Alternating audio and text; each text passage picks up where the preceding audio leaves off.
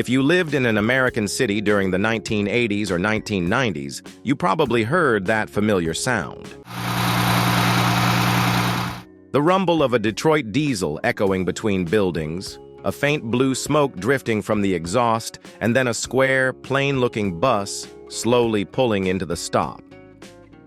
It wasn't the sleek GM RTS with its futuristic curves. It wasn't one of the new imports from Canada. It was a Flxible Metro, the quiet companion of millions of passengers every day. At first glance, the Metro didn't seem special. It wasn't eye-catching, it wasn't modern, and it never earned the praise of being called the bus of the future, like the RTS. But the reason it lasted more than a decade came from somewhere else. The Metro didn't need to make headlines or appear on glossy magazine covers. All it needed to do was roll up on time, carry people to work, to school, or bring them home after a long day. And that very simplicity is what made the Metro an icon. A machine that wasn't flashy, but strong and dependable, the true spirit of American transit in those years. Today we'll uncover the story few people tell about the Flxible Metro. The bus that wasn't much to look at, but kept America's transit systems running for an entire generation. By the late 1970s, American public transit was in trouble. Across the country, fleets of buses were aging badly.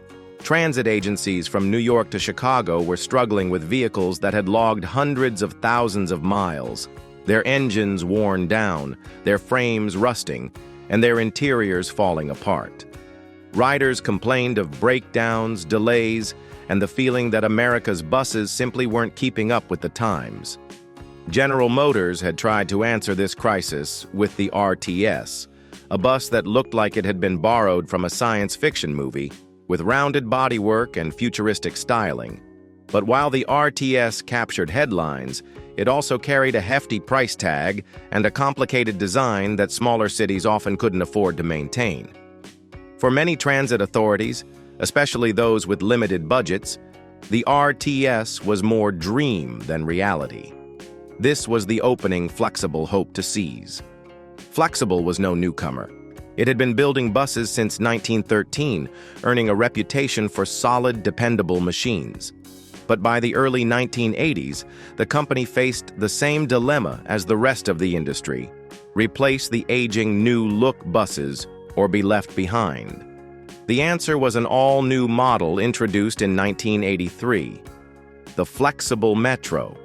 It wasn't meant to dazzle or revolutionize. Instead, the Metro was designed to be practical, affordable, and easy to keep on the road. In an era when transit agencies desperately needed workhorses, not showpieces, the Metro offered exactly what they were looking for: a bus that could take the punishment of daily service and still come back for more. When the Metro rolled out in 1983, its appearance stood in sharp contrast to the rounded space-age styling of GM's RTS. The Metro was boxy, squared off, and almost conservative in its lines.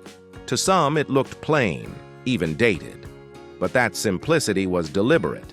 Flxible's engineers wanted a bus that could be built efficiently, maintained easily, and adapted to the varied needs of transit systems both large and small. The Metro came in multiple lengths: 30, 35, and 40 feet, with an articulated 60-foot version offered for heavy-duty routes. Agencies could choose between 2 or 3 doors, and seating layouts could be adjusted depending on whether the bus was destined for dense urban corridors or quieter suburban runs. Inside, the focus was on practicality: straightforward layouts, durable seating, and components that could take years of hard service. Under the floor, the Metro carried a range of trusted power plants. Early models ran Detroit diesel 6V71 engines, soon joined by the more powerful 6V92TA, and later Cummins L10 and M11 options. Paired with Allison automatic transmissions, these drivetrains delivered the kind of grunt transit operators relied on. Mechanics appreciated them too. Parts were familiar, and repairs could be handled without exotic tools or costly downtime. The Metro's design wasn't perfect. Some agencies reported corrosion problems in the frame over time, and its squared styling never captured the public's imagination the way the RTS did. But for the men and women who had to keep buses running day in and day out, the Metro's strength was its straightforwardness. It wasn't flashy, it wasn't futuristic, but it worked. And in public transit, that often mattered more than looks. For millions of Americans, the Flxible Metro was more than just a piece of city equipment. It was part of the daily soundtrack of urban life. Step onto a Metro in the morning rush, and you were greeted by the familiar growl of its Detroit diesel, a sound that echoed through countless streets from New York to Los Angeles. The bus vibrated with a steady rumble, its automatic transmission shifting firmly as it pulled away from the curb. To passengers, that sound and motion became as familiar as the ring of an alarm clock or the clatter of a coffee cup. The ride itself was straightforward, nothing luxurious, but dependable. Seats were firm, the interior often Spartan, yet there was a certain comfort in the routine. Regular riders could pick out their favorite spots by habit, whether up front to watch the driver or near the back for a quieter trip. Students, workers, retirees, they all shared the same space, carried along by a machine that never tried to impress, only to deliver. Drivers often had a similar view. Many described the Metro as a working man's bus, solid, predictable, easy to handle. The squared-off front gave good visibility, the steering was responsive for its size, and while it wasn't as smooth or stylish as an RTS, it was far less temperamental. Mechanics valued it too. Parts were common, repairs straightforward, and downtime shorter compared to some of its flashier rivals. Decades later, those who rode or drove the Metro often recall not the shape of the bus, but the memories tied to it. The cold mornings waiting at the stop, the crowded evening commutes, the comfort of knowing that despite its plain looks, the Metro would be there, ready to take them where they needed to go. The Flxible Metro may not have looked glamorous, but it quickly found its place as the backbone of countless transit systems. One of its largest buyers was the New York City Transit Authority, which put hundreds of Metros into service across the 5 boroughs. Day and night, these square-bodied workhorses could be seen rumbling through Manhattan traffic, crawling up the hills of the Bronx and making their way through crowded Brooklyn neighborhoods. For millions of New Yorkers, the Metro was as much a part of city life as the subway turnstile. Other major cities followed suit. Boston's MBTA relied on fleets of Metros to move riders through its tangled streets.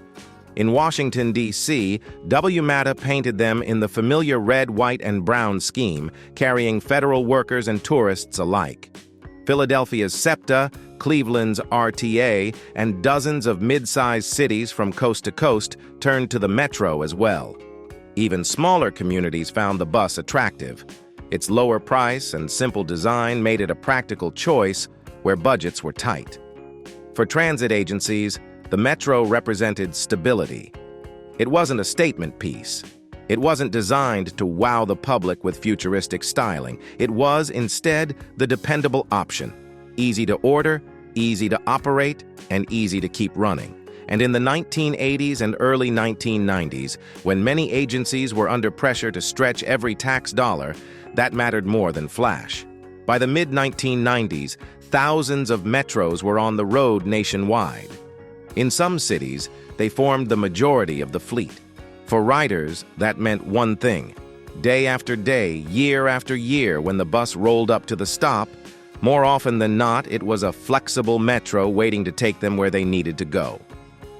To understand the Flxible Metro, you have to put it side by side with its biggest rival, the GM-RTS. The RTS looked like something out of tomorrow, a curving, almost space-age body, wraparound windows, and styling that made it seem more like a piece of modern architecture than a city bus. Transit officials loved to show it off, and in glossy brochures, it carried the promise of a sleek, futuristic America. But while the RTS dazzled on the outside, it came with a price. Literally. RTS buses were expensive to purchase and, in many cases, complicated to maintain. Smaller transit systems and even some big city agencies found that the glamour carried hidden costs in parts, labor, and downtime. The Metro, by contrast, was the plain-spoken partner. Boxy and conservative, yes, but practical, affordable, and easier to keep on the road. Agencies with tight budgets often chose the Metro because it simply made sense. For mechanics, the Metro was a friend. Parts were common, the layout straightforward, and repairs could be done quickly without specialized equipment. For drivers, it was steady and predictable. Other competitors eventually entered the field. Gillig with its Phantom, Orion with its own high-floor designs, and later New Flyer with the low-floor buses that would redefine the industry. Yet through the 1980s and into the early 1990s, the Metro held its ground. It didn't win style contests, but it won contracts, particularly in cities that valued dependability over spectacle. In the end, the RTS may have been the showpiece, but the Metro was the workhorse. It was the quiet counterpart in a battle of philosophies. One bus built to impress, the other built to last. For all its strengths, the Flxible Metro could not save the company that built it. By the early 1990s, the American bus market was changing rapidly. Transit agencies were beginning to demand low-floor designs to improve accessibility for seniors and riders with disabilities. Federal funding rules increasingly pushed for buses that could meet the new ADA standards, and high-floor models like the Metro suddenly felt like relics of another era. Competition was fierce. Canadian builder New Flyer surged ahead with its innovative low-floor buses. Gillig, once a smaller player, found success with practical models that undercut Flxible on both price and durability. Orion, backed by strong government contracts, gained ground as well. Against this wave, Flxible struggled to keep up. Financial troubles mounted. Efforts to update the Metro with new drivetrains and modest design tweaks bought some time, but not enough. By 1995, Flxible was drowning in debt. Orders slowed, costs piled up, and confidence among transit agencies began to fade. In 1996, after more than 8 decades in business, Flxible filed for bankruptcy and closed its doors. For employees, it was a painful end to a proud legacy. For transit riders, it meant the quiet disappearance of a bus they had depended on for years. The Metro became Flxible's final chapter, the last model to carry the company's name before it vanished into history. It wasn't the most glamorous bus, but it had done its job faithfully. And when the factories shut down, it marked not just the fall of a company, but the close of an era in American transit history. The Flxible Metro was never flashy. It was never futuristic. But for millions of Americans, it was simply there, day after day, waiting at the curb, ready to do its job. Its rumbling Detroit diesel, its boxy silhouette, and the faint smell of diesel smoke are etched into the memories of a generation. It was the bus you took to school on a cold morning, the one that carried you downtown to work, the one you rode home, tired but grateful, knowing it would be there again tomorrow. In its quiet way, the Metro became more than just a machine.